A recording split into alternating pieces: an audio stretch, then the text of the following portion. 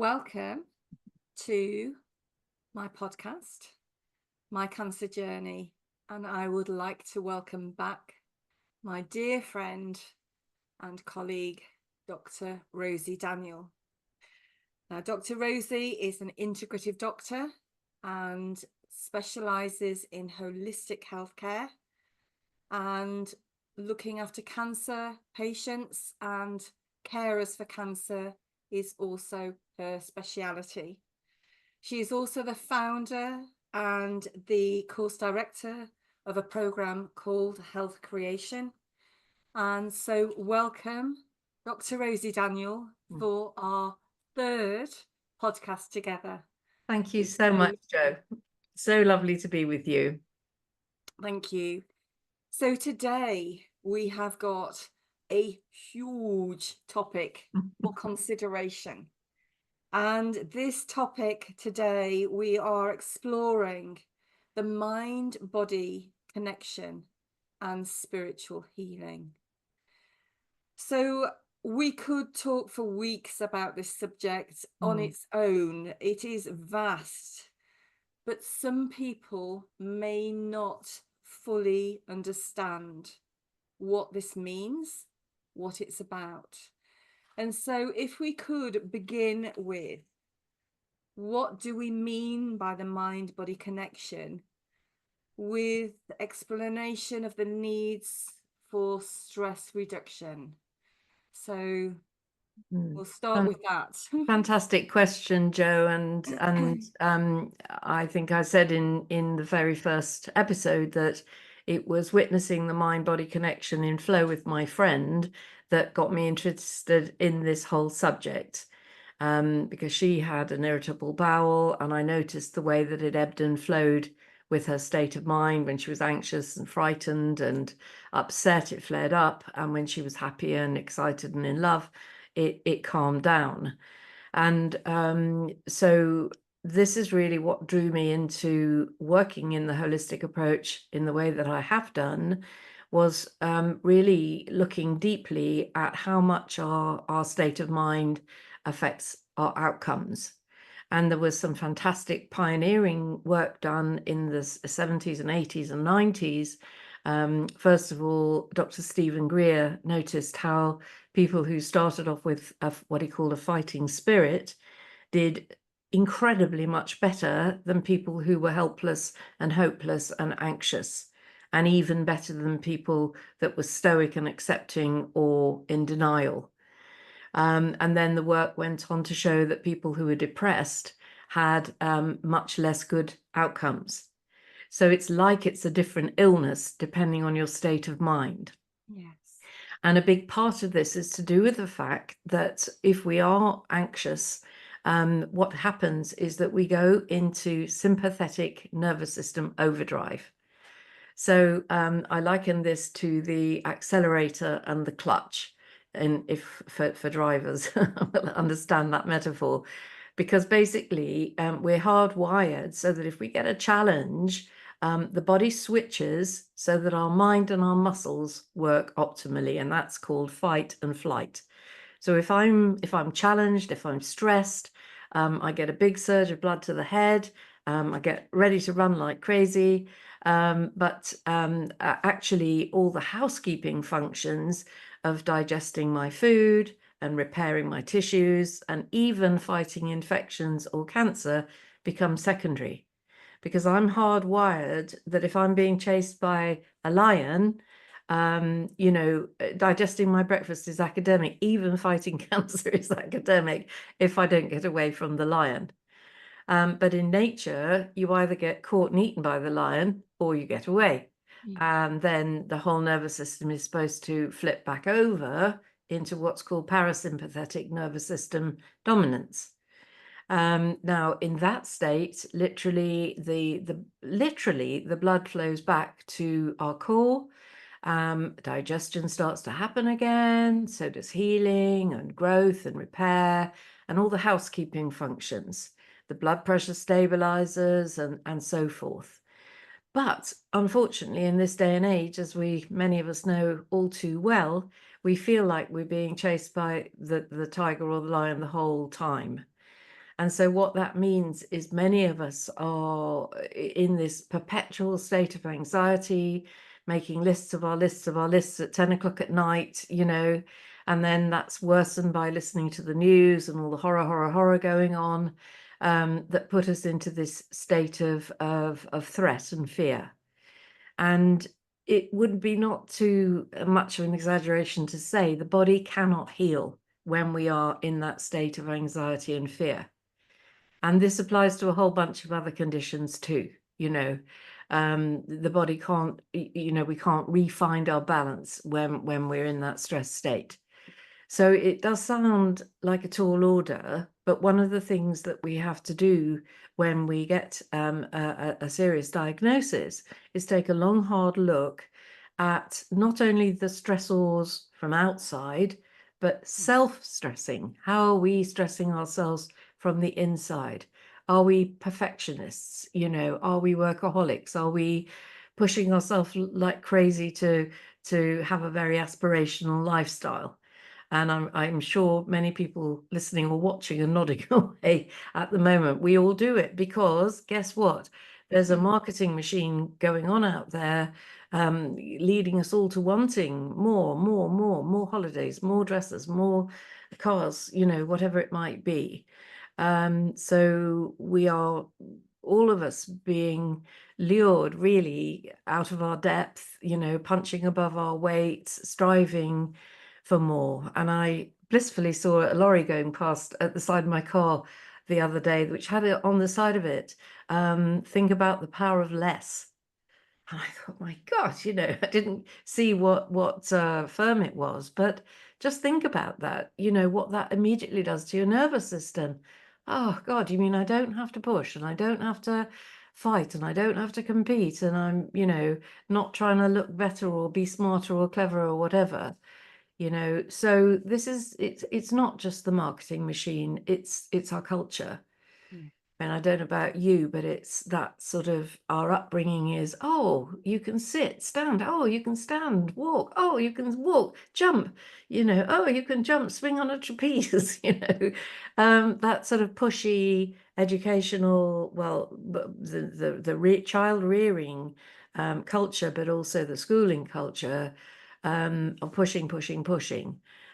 So we have to relearn, and this is for everybody. This is, you know, every single one of us, how to get ourselves off that little rat wheel of trying so hard all the time, and learn how to bring our bodies back into a state of balance and equilibrium. This is called homeostasis, which means same state. And I visualize it like an infinity sign.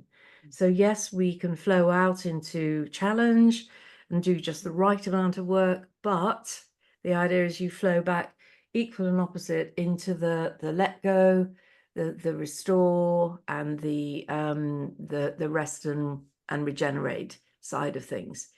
So this is the number one thing that people have to start learning is the self-help techniques that take them out of that high alert. But deeper than that, what are their current drivers? What are their limiting beliefs? What are their unexamined assumptions? You know, what are these? It's like having faulty software in a computer. You know, what are the things that are just driving us forward day after day after day, unconsciously, and absolutely running us ragged? And that's where the mentorship comes in, the health creation mentorship, to help people look at, yes, a mentor can help people eat right, exercise right, get the sleep, and so forth. But the stuff that really excites me is getting into finding out how we've been programmed and changing that programming, and giving ourselves permission to take time and to rest and to calm and to adopt practices to get us there. Yeah, thank you. So what about the state of emotions, and how can we find emotional healing? How? Okay, so the other major thing that radically affects our tissues, our ability to heal, our immune system, is the state of our emotions. Now, our emotional needs are real and normal, and every single one of us needs love, affection, recognition, a sense of belonging and privacy, security.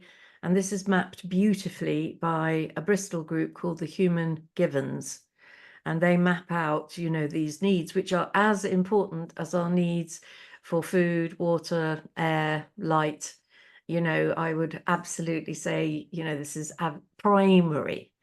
And so if we're living without those things, we are living in a state of semi-starvation. So first and foremost, we need to honor that these needs are real and must be met, and help people know how to get these needs met.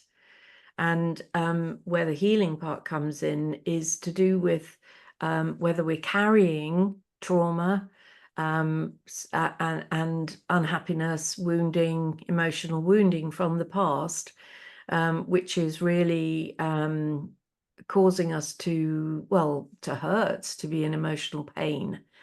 Now, there are many ways to address this. There are the long-term therapies like psychotherapy. There's briefer therapy with counseling. But more recently, I've got very interested in emotional freedom technique, also known as tapping, because they've worked out that our energy body, the same one that's used for acupuncture and shiatsu, is where we carry our emotional energy. And it sounds too simple, but by tapping on the ends of the meridians, the acupuncture meridians, when we are in emotion, it can, like taking a lid off a pressure cooker, it can release emotion. So there's an emotional freedom technique website where people can find a therapist. In my area and in my practice, I work with a lady called Rowena Beaumont, who helped me when I was in huge grief.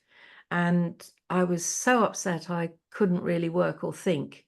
And I'd go into her and have a session, and she'd bring my emotional level down from a kind of 9.5 out of 10 to a 3 out of 10. And I'd walk out and I think, where's all that feeling gone? And literally, she'd lifted that burden. Now, when people have this sort of therapy, it can address the immediate fears of doctors and hospitals and cancer and all the rest of it. It can go deeper into trauma, childhood trauma, family trauma. You can also work with ancestral patterns, and even if you are of that sort of belief, past life trauma, and even past death trauma. So that's a whole other, that could be a whole episode in its own there, Jo. Amazing.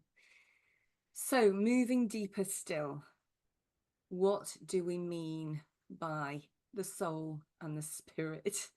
And what is spiritual healing?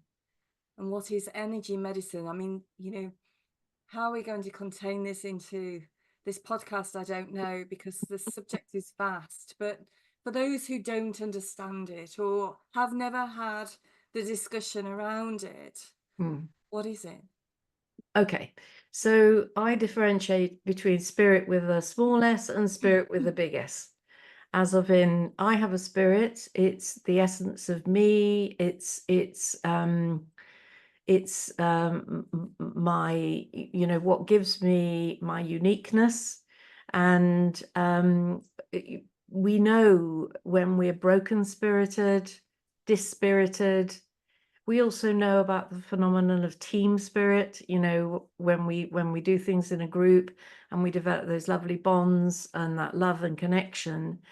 And then big S, the spirit is, some people conceive spirit as God, the divine, the unseen levels of love that are available to us.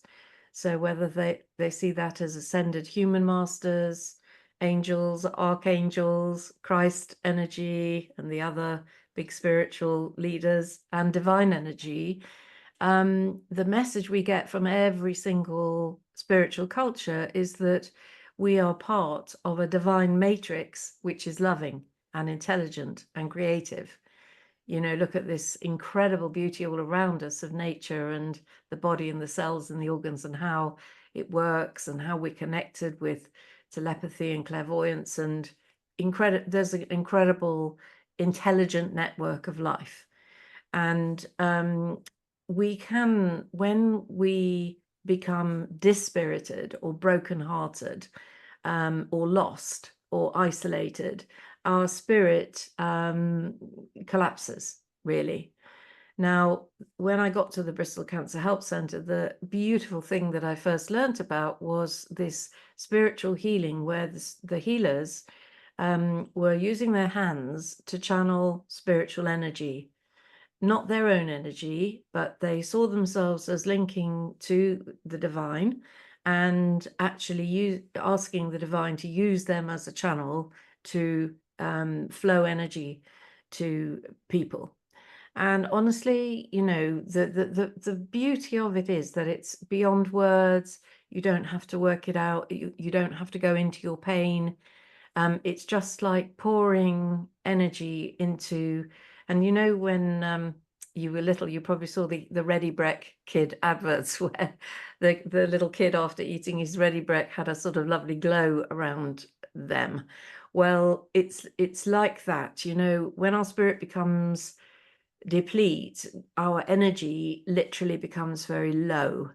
And these energy healers can pour energy, and people literally feel like they're inflating, or they're coming back into their full strength again. They are uplifted.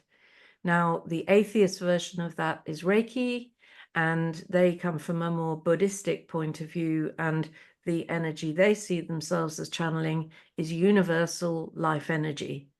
So wherever you sit along that spectrum, there's a healer for you who can, and there are even beautiful, darling people who sit and send distant healing. So the Healing Trust, of which I'm actually a patron, is they have a distant healing service that goes on every single day. You can ring them up, put your name on the list, send a picture of yourself and your family, and they will literally send you healing every day for a period of 6 weeks, and you can refresh again. So if you are low and feeling lost and like you're in the dark night of the soul, full of fear, they can start sending you healing. They'll also tell you the 2 or 3 healers around you in your location, and you can check them out. Some do it for entirely voluntarily, others for donations to the Healing Trust charity, and others for a fee if it's how they earn their living.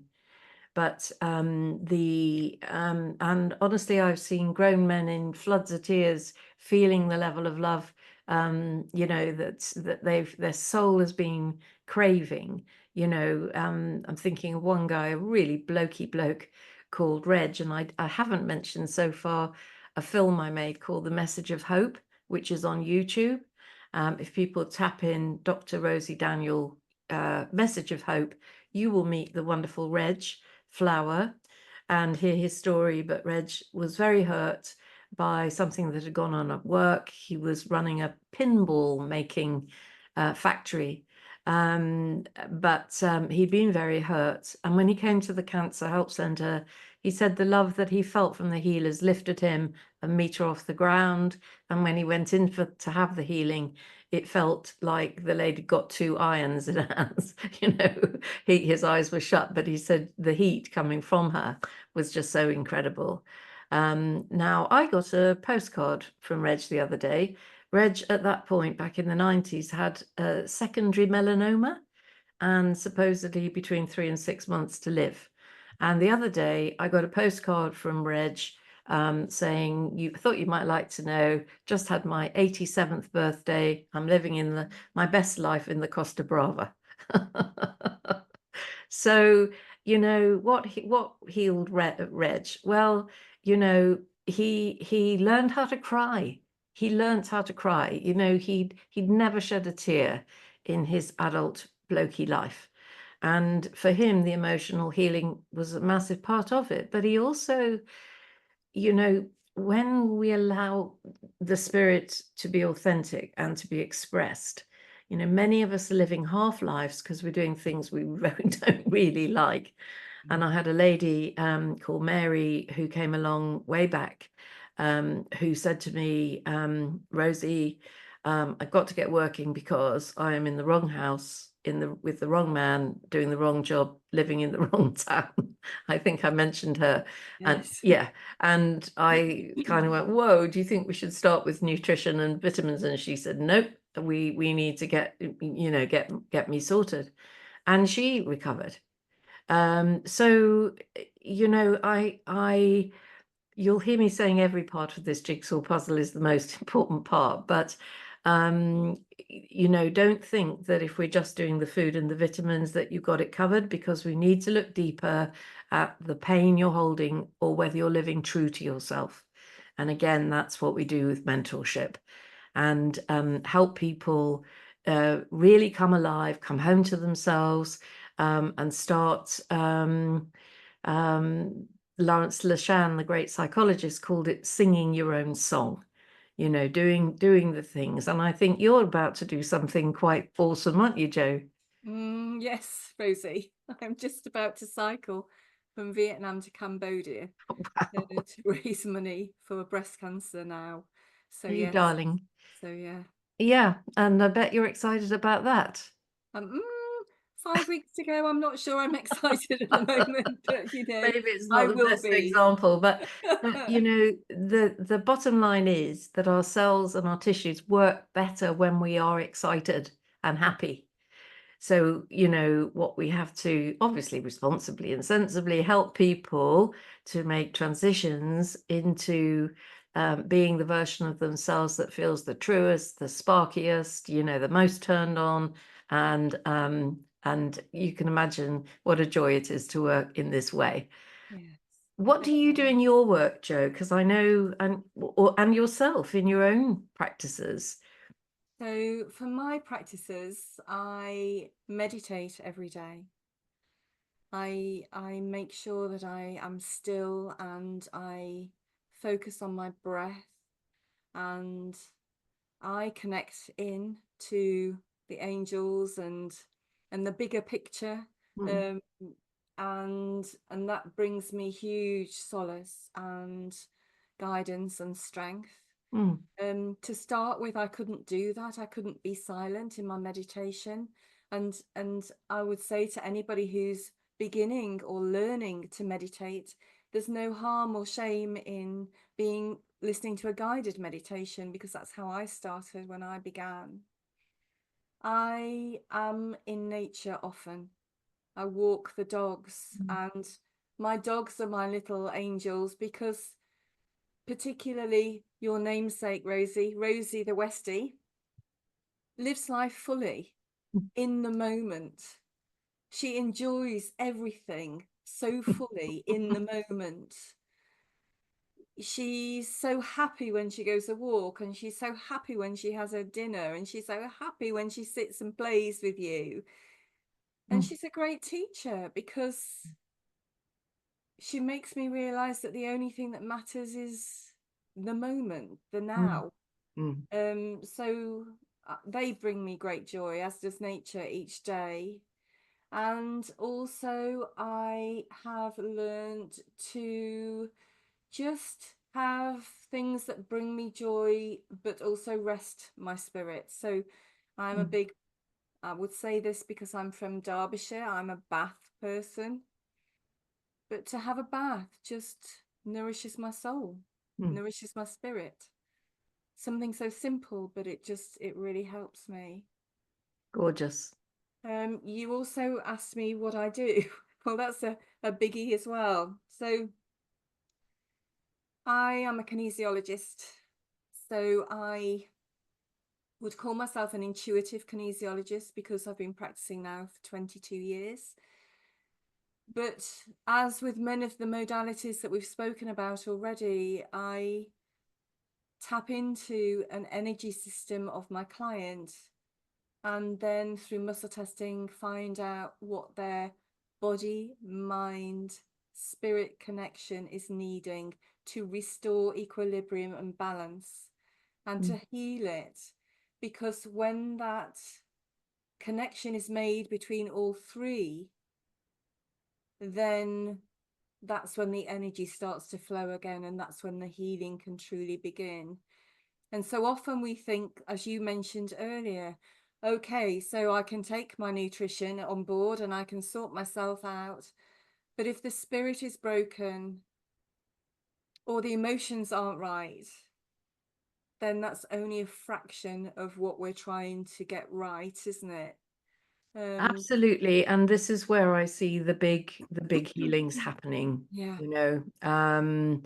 So I think that if people can, I know there are all kinds of coaches around. My health creation coaches are trained to help people look into this question of how am I in body, mind, spirit, and environment.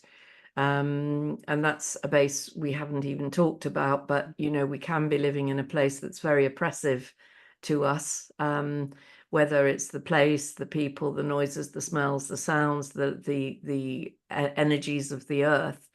But getting, I suppose the difference with our kind of mentorship is it's holistic, and it's about our state of being more than our state of doing. You know, a lot of people have life coaches to help them get what they want in life, but we're really about trying to get into that state of being where we have light in our eyes and peace in our hearts and, you know, love in our soul.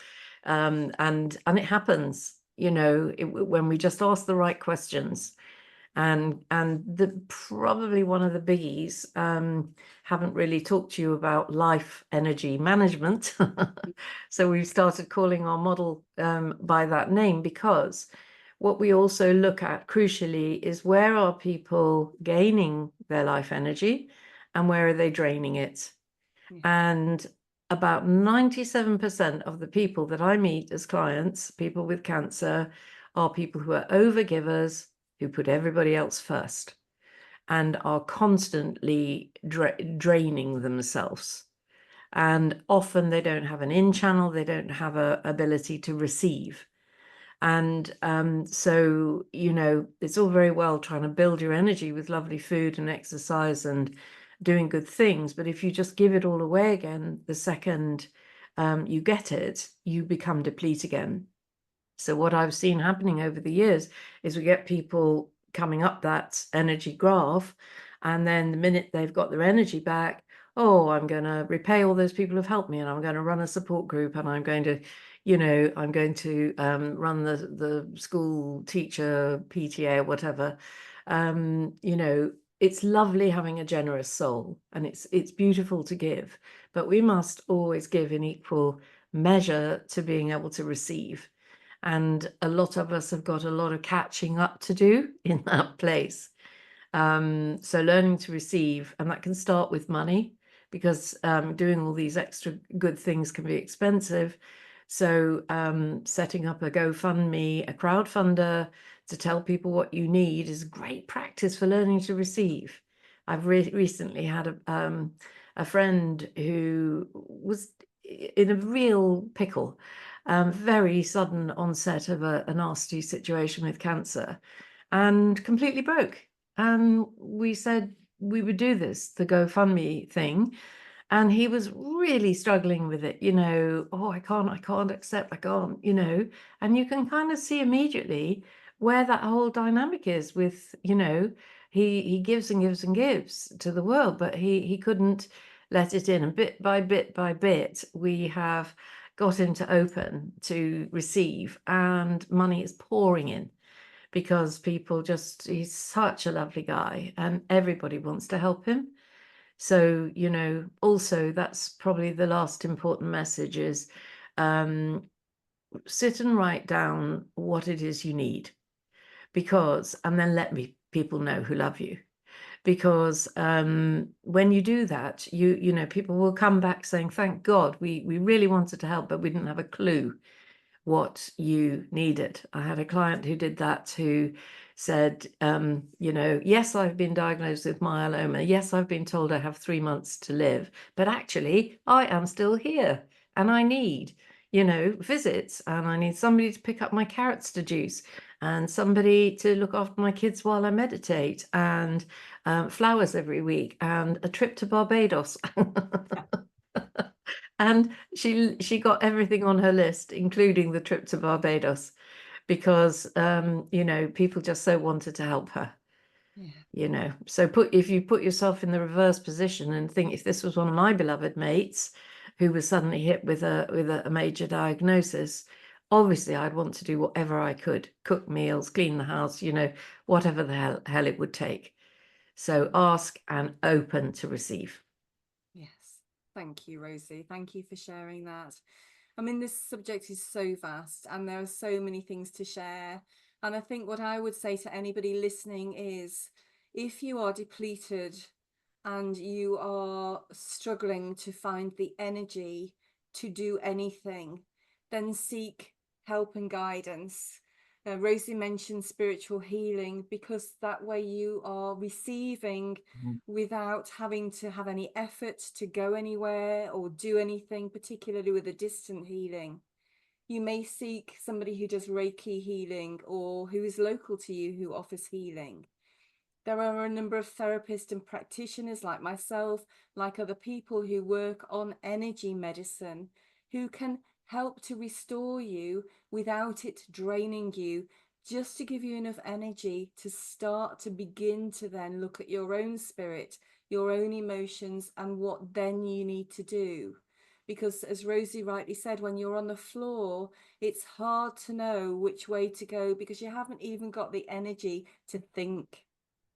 You are so right, Jo. You're so, Yeah. so right. And so when your energy's really low, do things that just nourish, feed, touch, nurture, lift your energy. And then when your energy starts coming back, then you can change your diet and think about changing the other important things. Yes.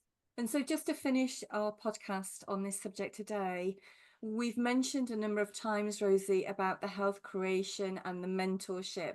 Can you please, for those who aren't fully aware of what this is, can you just explain a little bit in more detail what the mentorship offers, please? Thank you, Jo. Yeah. So a long time ago in the 90s, I did some research with people with cancer about what their emotional journey had been from that time of getting the diagnosis. And what came out was that people didn't necessarily find their way to the resources that were out there.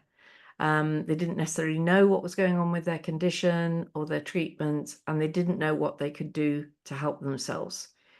And the need that was articulated was for a link worker or a journey person or a companion who could walk the journey with them, to help people at all those stages through the planning, the treatment, and then in the recovery and prevention phase.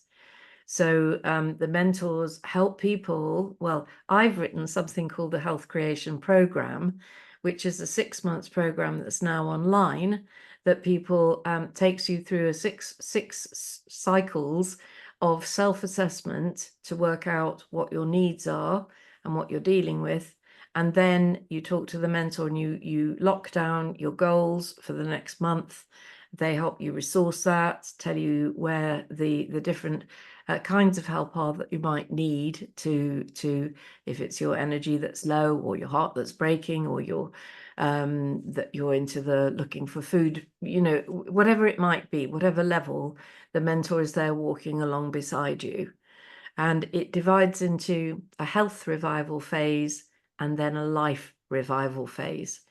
So the idea is, let's get your energy up, get you feeling strong, great, fabulous, again, recovered from all that trauma.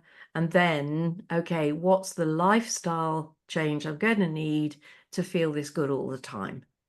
Okay, so the reason it's a long program of 6 months is to get those changes to the point that they're sustainable, and that you're potentially into the new way of being that's truer to yourself, where you were in your strongest, healthiest energy. Thank you, Rosie. And just to share again, we will be putting all of this information on the resources page that will go alongside this podcast so that you can take it on board. You can use the resources as you choose for your own health and well-being. Rosie, thank you so much for sharing your wisdom yet again on this subject, which is part of the whole of the integrative medicine holistic view. And I am quite sure that there is more that we can share together. So what I would say to everybody who's listening to this, we have done podcast 1 and 2. If you haven't caught up on those yet, please do. And I am absolutely sure that there will be more as we move into the new year, as we delve deeper into the wisdom that Dr. Rosy Daniel has to share. But for now, Rosie, I thank you from the bottom of my heart, and I look forward to seeing you very soon. Fantastic, Jo, and absolutely to you too. Thank you so much for this beautiful initiative. Great good luck on your fundraising mission. If you haven't already, please go to Jo's GoFundMe page to fund her amazing fundraising mission. And just absolutely remember, you're not on your own. There are so many helpers there to catch you and to lift you back up and put you back on your feet again, stand behind you to keep you standing tall, and just know that cancer can be healed. It's a two-way process, and you can recover. Thank you, Dr. Rosy Daniel. Thank you.